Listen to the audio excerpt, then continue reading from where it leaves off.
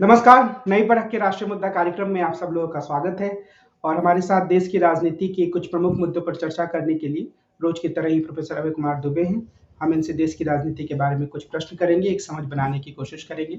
कार्यक्रम को आगे बढ़ाने से पहले मैं सभी दर्शकों से यह कहूँगा कि अगर उन्होंने अभी तक नई परख चैनल को सब्सक्राइब नहीं किया है, वे हमारे साथ नियमित रूप से नहीं जुड़े हैं, तो हमारे चैनल को सब्सक्राइब करें और नियमित रूप से हमसे जुड़ें। अभय सर नमस्कार। कल हमारे देश के प्रधानमंत्री ने लोकसभा में एक लंबा चौड़ा भाषण दिया। कुछ विशेषताएं जो रहती हैं वो हमेशा थी, नेहरू जी को कोसने की विशेषता, इंदिरा गांधी पर, राहुल गांधी पर दोषारोपण करने की विशेषता। लेकिन एक बड़ा दावा उन्होंने ये किया कि हम 370 सीटें हासिल करेंगे, यानी भारतीय जनता पार्टी 370 सीटें हासिल करेगी और एनडीए 400 पार जाएगा। आपको उनके दावे में कितनी सच्चाई लगती है? क्या वो सच में ऐसा कर सकते हैं? अभी लगती है संभावना भारतीय जनता पार्टी को लेकर? देखिए, एक तरह से उन्होंने जो भारतीय जनता पार्टी के समर्थक और जो उनके प्रवक्ता हैं, जो 400 पार जाने का दावा कर रहे हैं, उसी 400 पार दावे का समीकरण उन्होंने रखा है। इसमें 400 पार में हमारी 450 सीटें होंगी और 25 सीटें उनका मोर्चा एनडीए लाएगा। मैं ये मानता हूं कि ये कोई असंभव काम नहीं है। अकेली कांग्रेस 400 से ज्यादा सीटें प्राप्त कर चुकी है 1984 में, जब राजीव गांधी के नेतृत्व में चुनाव लड़ा गया था। लेकिन भाजपा तभी इतनी सीटें प्राप्त कर सकती है जबकि वो दक्षिण भारत का कोड भी क्रैक कर ले, दक्षिण भारत में भी उसे पर्याप्त रूप से समर्थन प्राप्त हो, वरना वे इतनी सीटें प्राप्त करना भाजपा के लिए बहुत अनुकूल परिस्थितियों में भी मुश्किल है। और अभी तो इस बात की कोई गारंटी नहीं कही जा सकती कि उनके लिए परिस्थितियां बहुत अनुकूल हैं। प्रधानमंत्री का आत्मविश्वास आजकल बहुत ज्यादा बढ़ा हुआ है। मैं ये कहूंगा कि इस प्रकार का दावा अति आत्मविश्वास का नतीजा है। अभी जब चूंकि इंडिया गठबंधन की एकता उस तरीके से नहीं हो पाई है जिस तरीके से प्रधानमंत्री को अंदेशा था कि ये लोग एकजुट हो जाएंगे। आपको ध्यान होगा जब इंडिया गठबंधन बना था और उसको ये नाम दिया गया था तो प्रधानमंत्री बहुत विचलित हो गए थे। कई दिनों तक तो उन्हें समझ में नहीं आया था कि इस गठबंधन की आलोचना किस तरीके से करें। खुद भारतीय जनता पार्टी भी बहुत विचलित थी। ऐसा लग रहा था ऐसे कि पूरी की पूरी उनकी रणनीति जो है वो पटरी से उतर गई हो, डिरेल हो गई हो उनकी। लेकिन जैसे जैसे इंडिया गठबंधन अपनी एकता के आश्वासन पर इंडिया गठबंधन खरा उतरता हुआ नहीं लगा, वैसे वैसे प्रधानमंत्री का आत्मविश्वास बढ़ता गया। तो उनको लगा कि ठीक है, अगर हम पिछली बार जो 37.8% वोट प्राप्त किए थे, अगर हम कोशिश करके इसमें 2-3% वोट और जोड़ पाए, इसके अंदर 40% या उसके पार हम लोग जा पाए, तो हमारी कुछ सीटें बढ़ जाएंगी। तो ये तो हो सकता है कि वो 300 मतलब मौजूदा हालत में सब चीजें अगर उनके अनुकूल रहे प्रधानमंत्री के, तो वो 2019 वाला नतीजा दोहराने के बाद का सपना देख सकते हैं। मैं उसको अभी भी सपना ही कहूंगा, क्योंकि हमेशा ही चुनाव आज की परिस्थिति में होता है। ये 2019 की परिस्थिति नहीं है। ये आज की परिस्थिति जो है, आज की परिस्थिति इस किस्म की है। अब जैसे कि मान लीजिए बिहार को ही लीजिए, बिहार में वो मानते हैं नीतीश कुमार को अपनी तरफ करके उन्होंने अपना रणनीतिक प्रबंधन कर लिया। लेकिन अभी सी वोटर का सर्वेक्षण आया था। उस सी वोटर के सर्वेक्षण में लोगों से पूछा गया कि क्या तेजस्वी यादव अकेले एनडीए का मुकाबला अच्छी तरह से कर पाएंगे। तो 52% लोगों ने कहा कि नहीं, वो एनडीए का बहुत अच्छी तरह मुकाबला करेंगे। और उस सर्वेक्षण के जो परिणाम थे उससे लगा नहीं कि नीतीश कुमार को लोग बिहार में अच्छी निगाह से देख रहे हैं। मेरी भी मान्यता है कि भारतीय जनता पार्टी के बिहार के नेता, उसका जनाधार और एनडीए के जो दूसरे घटक दल हैं, चाहे वो रामविलास पासवान की पार्टी हो, चाहे मांझी की पार्टी हो, चाहे कुशवाहा की पार्टी हो, वो अभी भी वो इस बात को नीतीश कुमार के एनडीए में आने से उन्हें कोई ऐसी हार्दिक प्रसन्नता नहीं है। मुझे नहीं लगता कि वो अपने जनाधार से ही कहेंगे कि जाओ नीतीश कुमार के उम्मीदवारों को वोट दो जाकर। ये तीन जो पार्टियां हैं तो निश्चित, और इसमें मुकेश सैनी की पार्टी भी जोड़ लीजिए, ये किसी भी कीमत पर अपने जनाधार से नहीं कहेंगे कि नीतीश कुमार के लोगों को जाके वोट दो। आखिरकार नीतीश कुमार और महागठबंधन में थे तभी तो उनको छोड़ के इधर आए थे ये, और उन्होंने नीतीश कुमार की आलोचना करने में कभी कोई कसर नहीं रखी। चिराग पासवान तो पिछले विधानसभा चुनाव से ही नीतीश कुमार से झगड़ रहे हैं। भारतीय जनता पार्टी का अपना जो जनाधार है, आप बिहार की राजनीति को मुझसे ज्यादा जानते हैं, मुझे नहीं लगता है कि वो नीतीश कुमार के उम्मीदवारों को वोट देने के प्रति इतने सहज होंगे। नीतीश कुमार के वोट मिल गए अगर भाजपा उम्मीदवारों को, तो वो तो जीत जाएंगे आसानी के साथ में। क्योंकि अगर अगर पिछली बार 16% वोट मिले थे और इस बार मान लो अगर घट के 8-7-8%, 8-9% वोट रह जाते हैं, वो अगर भाजपा की तरफ ट्रांसफर हो गए तो जीत सकती है, भाजपा के उम्मीदवार जीत सकते हैं। लेकिन भाजपा के जो मतदाता हैं वो उतने ही उत्साह से नीतीश कुमार को वोट देंगे, इसमें मुझे शक है। अब आप महाराष्ट्र में देख लीजिए, ठीक है, दोनों पार्टियां टूटी हुई, दोनों पार्टियों को तोड़ दिया है, शिवसेना को और एनसीपी को भाजपा ने। लेकिन अभी भी भाजपा विश्वास पूर्वक नहीं कह सकती है कि महाराष्ट्र में वो उस आसानी के साथ, जैसे पिछली बार शिवसेना के साथ मिलकर उसने पूरा चुनाव साफ कर दिया था, उस तरह से चुनाव साफ कर पाएगी। कर्नाटक में भी उन्होंने जनता दल सेकुलर के साथ समझौता कर लिया है, लेकिन जिस तरह पिछली बार चुनाव में उन्होंने सबका सुपड़ा साफ कर दिया था, वो चीज दोबारा वैसी ही हो जाएगी, ये विश्वास मुझे नहीं लगता। मुझे तो कम से कम नहीं है विश्वास। तो हर जगह कहीं ना कहीं कुछ कमी हो सकती है, वो कमी की भरपाई कहां से होगी? मैं ये नहीं और कह ऐसा रहा हूँ नहीं, भाजपा, मैं ये नहीं कह रहा हूँ भाजपा इन जगह हार जाएगी या भाजपा बुरी तरीके से पराजित हो जाएगी, मैं नहीं कह रहा हूँ। इस बात का मुझे अंदेशा है, और इस बात का अंदेशा भाजपा के समर्थकों की भी है, कि इन राज्यों में कम से कम कर्नाटक, बिहार, महाराष्ट्र, पश्चिम बंगाल, उड़ीसा, झारखंड, इन राज्यों में भारतीय जनता पार्टी 2019 जैसे नतीजे दोहरा पाए, इसके ऊपर बाकायदा संदेह किया जा सकता है। और ये भी है कि उनके पास अभी तक कोई ऐसा नया इलाका नहीं दिखता है जहां पर वो अपना विस्तार करके जीत सुनिश्चित कर सकें और इन नुकसान की भरपाई कर पाए। नहीं नहीं, अब अगर अगर मान लो 2-2, 3-3 या 4-4 सीटों का भी नुकसान हुआ इन इलाकों से, मैं ये नहीं कह रहा हूँ भाजपा बुरी तरह परास्त हो जाएगी या उसका, अगर मान लो कहीं 3 सीटें कम हो गई, कहीं 4 सीटें कम हो गई, कहीं 2-3 सीटें कम हो गई, तो उससे जो सीटें कम होंगी, उन सीटों की भरपाई कहां से होगी? एक उत्तर प्रदेश एक ऐसी जगह है जहां पर उन्हें अंदाजा हो सकता है, इसीलिए वहां पे उन्होंने खबर चलवानी शुरू कर दी है कि जयंत चौधरी जो है वो एनडीए में आने वाले हैं। इस वक्त जो सरकारी मीडिया जो है वो ये खबर चला रहा है कि जयंत चौधरी एनडीए में आने वाले हैं, भाजपा ने उन्हें 3 सीटें देने का आश्वासन दिया है और 3 सीटों पे वो मान जाएंगे। यानी उन्हें अखिलेश द्वारा दी जाने वाली 7 सीटें पसंद नहीं है, वो एनडीए द्वारा दी जाने वाली 3 सीटों पे मान जाएंगे। इस प्रकार की खबरें चलाई जा रही हैं ताकि एक माहौल बने, और उस माहौल में फिर सिर्फ एक नए किस्म का राजनीतिक प्रबंधन उत्तर प्रदेश में हो, क्योंकि जो कुछ उन्हें उम्मीद है वो उत्तर प्रदेश से ही सीटों की भरपाई की उम्मीद है। मायावती को विपक्ष में नहीं जाने देना है, विपक्षी एकता के साथ नहीं जुड़ने देना है। जयंत चौधरी को विपक्षी एकता से छीन लेना है। फिर उससे क्या होगा कि कांग्रेस और समाजवादी पार्टी अकेले रह जाएंगे, तो उनको लगता है कि इससे हमें फायदा होगा। तो ये उत्तर प्रदेश में इस प्रकार के दांव घात चल रहे हैं। आज राहुल गांधी ने अपने प्रेस कॉन्फ्रेंस में यह कहा कि जो ममता बनर्जी हैं वो तो इंडिया गठबंधन का ही भाग हैं और जो भी बातचीत चल रही है उसमें थोड़ा बहुत प्रेशर टैक्टिक्स चलता है, उसके बयानों को हमें उस रूप में देखना चाहिए। तो क्या इंडिया गठबंधन के सामने बड़ी चुनौती यही है कि वो खुद को एक रख पाए? अगर वो एक रख पाते तो कुछ देखिए, रमती राहुल दिखाई गांधी का ये बयान समझदारी पूर्ण बयान है। इसी तरह का बयान जयराम रमेश ने दिया था, इसी तरह का बयान मल्लिकार्जुन खड़गे ने दिया था। और पहली बार जब ममता बनर्जी ने कहा था कि हम अकेले चुनाव लड़ेंगे, साथ में ये भी कहा था लेकिन इंडिया गठबंधन में बने रहेंगे। तो एक भी बार ना कांग्रेस की तरफ से ना टीएमसी की तरफ से ये कहा गया है कि हम इंडिया गठबंधन से अलग हो रहे हैं। यानी सीधी बात है कि सीटों का तालमेल वहां नहीं हो पा रहा है। तो अब सीटों का तालमेल, 2 सीटें तो ममता बनर्जी देने को तैयार थी। अगर 2 सीटें और उससे 1-2 सीटें ज्यादा पे कोई समझौता करने की बात होती है, तो हो सकता है कि दोनों के बीच में समझौता हो जाए, और हो सकता नहीं भी, वो दोनों ही बात हो सकती है। तो इंडिया गठबंधन, देखिए इंडिया गठबंधन के साथ जो लोग उनको छोड़ के जाने वाले थे वो जा चुके।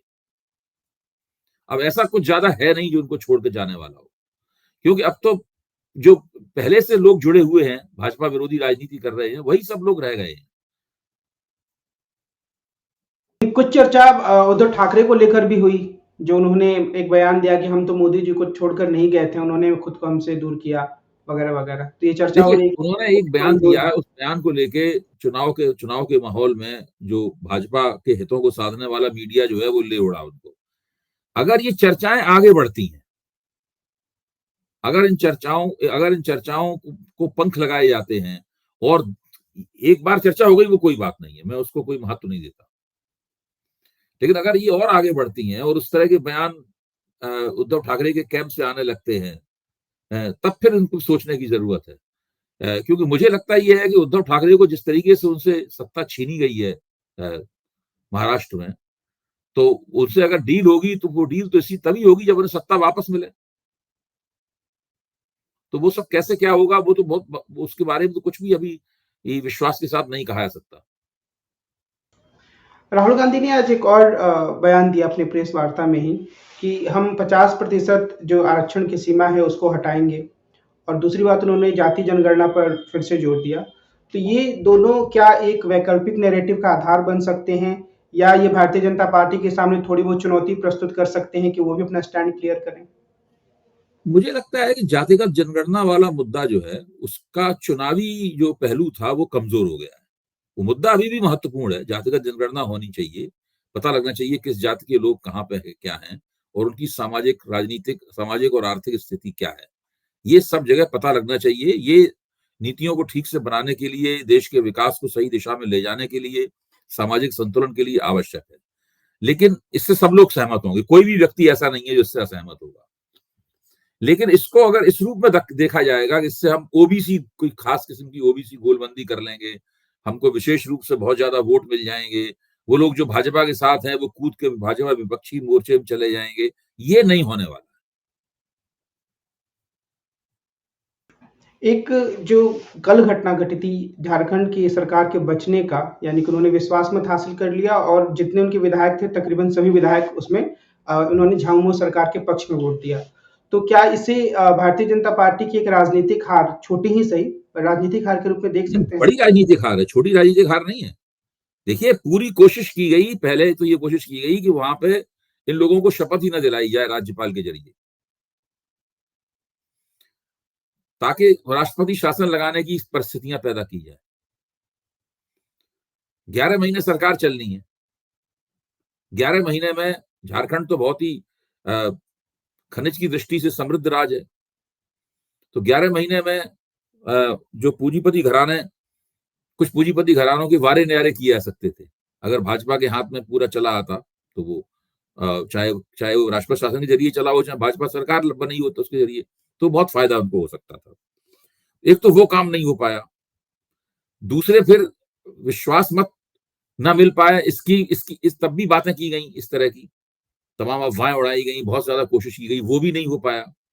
जो झारखंड मुक्ति मोर्चे की एकता बनी रही, सोरेन परिवार की एकता मोटे तौर पर बनी रही, उसके साथ में जो गठजोड़ के पार्टियां थी उन सबकी एकता लगातार बनी रही, उनकी संख्या में भी कोई गिरावट नहीं आई।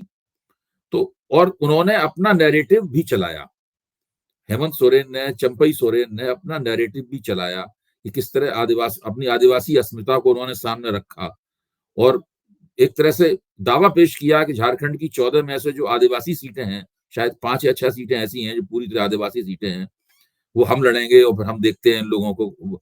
फिर इस आदिवासी वाले मुद्दे का उड़ीसा की आदिवासी बेल्ट पर भी असर हो सकता है, और भी जगह इस चीज का असर हो सकता है। तो मुझे लगता है कि भाजपा अपनी राजनीतिक गोटी इसमें लाल करना चाहती थी, उसमें नाकाम रही है, और ये छोटी नाकामी नहीं है। इस नाकामी का असर विधानसभा चुनावों पर भी, आदिवासी वोटों के, लोकसभा चुनाव के ऊपर भी आदिवासी वोटों के संदर्भ में पड़ सकता है। हालांकि बिहार का अपने पीछे जिक्र किया, पर मैं यहाँ एक और चीज यहाँ पूछना चाहूंगा आपसे और जोड़ना भी चाहूंगा कि क्या अभी हम ये कह सकते हैं कि बिहार की जो राजनीतिक स्थिति है वो एक सामान्य ढर्रे पर आ गई है, या नहीं फिर आ गई है। वहां अभी काफी कुछ खेल हो सकता है? हाँ, काफी कुछ हो सकता है। मैं यही तो कह रहा हूं हम्म। कि अगर मान लीजिए एनडीए से कोई तोड़फोड़ नहीं हो पाती है, अगर मान लीजिए जनता दल यूनाइटेड के विधायक नहीं टूटते हैं, वो एकजुट रहते हैं, और एनडीए और महागठबंधन अलग अलग जैसे आज स्थिति में है वैसी स्थिति में बना रहते हैं, तब भी जब सीटों का बंटवारा हो जाएगा भाजपा में और नीतीश कुमार के बीच में, जेडीयू में सीटों का बंटवारा हो जाएगा, उस वक्त भी ये देखना होगा कि दोनों के जो जनाधार हैं वो एक दूसरे के प्रति सहज हैं कि नहीं। क्योंकि नीतीश कुमार की ये जो पलटी है, इस बार मारी है, इस पलटी ने उन्हें कोई ब्राउनी पॉइंट नहीं दिया। इस पलटी ने एक तो उनके खिलाफ उनसे जो भाजपा वाले ही जो पलटू राम उनके कह रहे थे, अब सभी लोग कहने लगे हैं अब पलटू राम उनको। तो नीतीश कुमार की अपनी हैसियत काफी गिरी है। मुझे नहीं लगता कि पब्लिक जनता में भी लोग इन बातों को, कितने बार ये होगा आप सोचिए, ये कितने बार होगा। पहली बार हुआ उसका एक तर्क था, दूसरी बार हुआ तो उसका एक तर्क दिया गया, फिर तीसरी बार हुआ उसका एक तर्क दिया गया, और चौथी बार फिर वो हो गया। तो मुझे नहीं लगता कि ये चीज लगातार इसी तरह चलती रहेगी और इसका कोई भी दुष्परिणाम नीतीश कुमार को नहीं झेलना पड़ेगा। चंडीगढ़ के मेयर चुनाव के बारे में एक आखिरी सवाल मैं करना चाह रहा हूँ कि वहाँ पर जो मामला सर्वोच्च न्यायालय में गया, तो चीफ जस्टिस भी उसमें थे, उन्होंने काफ़ी कुछ तल्ख टिप्पणियाँ की। लेकिन हमारे एक मित्र ने इस ओर इशारा किया कि जब इस तरह के मामले आते हैं, तो हमारे चीफ जस्टिस कुछ टिप्पणियाँ कर पाते हैं, लेकिन जहाँ केंद्र सरकार सीधे तौर पर निशाने पर होती है, वहाँ वो चुप रह जाते हैं। जैसे कि बहुत दिनों से जो मामला चल रहा है कि चुनावी दलों को कैसे दिया जाएगा, जो इलेक्टोरल बॉन्ड का मसला है, उस पर अभी तक उनका निर्णय नहीं आया है। तो 2 तरह के सवाल हैं। एक तो इस पूरी कार्रवाई पर आपकी क्या टिप्पणी है? और दूसरा, क्या हम सर्वोच्च न्यायालय के जजों को थोड़ा कमजोर मान सकते हैं आज के दौर में? देखिए, मैं ये मानता हूं कि सुप्रीम कोर्ट से हमें ये उम्मीद छोड़ देनी चाहिए कि वो भारतीय लोकतंत्र को बचाएगा या भारतीय लोकतंत्र की क्वालिटी सुप्रीम कोर्ट जो है वो दोबारा बढ़ाएगा। ये उम्मीद छोड़ देनी चाहिए। ये नेताओं का काम है, ये विपक्ष का काम है। विपक्ष को चाहिए कि वो एकजुटता करे, मजबूती से सरकार के खिलाफ संघर्ष करे, और ये सरकार जिस तरह लोकतंत्र की क्वालिटी गिरा रही है और उसको उस कसौटी पर ले जाए और ये दिखाए कि जब हमारे हाथ में सत्ता आएगी तो हम लोकतंत्र की क्वालिटी को बेहतर करेंगे। लेकिन ये मानना है कि सुप्रीम कोर्ट के जज जो हैं वो खुद बहुत ही रेडिकल रवैया अख्तियार करेंगे, सरकार के खिलाफ क्रांतिकारी बातें करेंगे, सरकार के खिलाफ ऐसे फैसले देंगे ऐसे सरकार हिल जाए, मुझे नहीं लगता कि ये। अब देखिए, ये जो आम आदमी पार्टी वाला मुकदमा था, इसमें संविधान बेंच ने सरकार के खिलाफ जबरदस्त जो फैसला दिया, बहुत बड़ा फैसला था। उसने तो जो जिस तरह केंद्र सरकार राज्यपालों का इस्तेमाल कर रही है उसके खिलाफ भी फैसला दिया उन्होंने। पूरी केंद्र सरकार उससे हिल गई थी, सब चुप बैठ गए थे, एलजी साहब अपने घर में बैठ गए थे। लेकिन फिर केंद्र सरकार ने संसद में कानून बना के उस फैसले को पलट दिया। तो अब ये एक ऐसी स्थिति है जिसमें इससे साबित हो गया कि सुप्रीम कोर्ट अगर सरकार की आलोचना करता है और उसके रवैये के खिलाफ फैसले देता है तो उसकी भी सीमाएं हैं। आप उसके जरिए लोकतंत्र को सुधार नहीं सकते। लोकतंत्र को सुधारने के लिए जो राजनीतिक शक्तियां हैं उन्हें कोशिश करनी होगी। विपक्ष अपने आप को कमजोर देखता है, इसलिए सारे वो सुप्रीम कोर्ट का मुखापेक्षी बना हुआ है, जो उसे नहीं बनना चाहिए। देखिए, जज जो सुप्रीम कोर्ट के जज हैं वो भी अपने निजी वगैरह तमाम हितों को ध्यान में रखकर सारा काम करते हैं।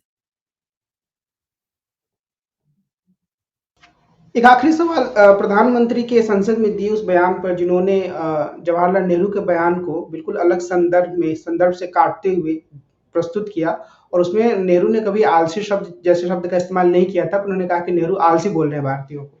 तो क्या प्रधानमंत्री की इस तरह के बयानों को आप किस तरह से देखते हैं? उन्हें क्या ऐसे बयान देने की जरूरत थी? दिक्कत की बात यह है कि प्रधानमंत्री के बयानों की समीक्षा नहीं होती है।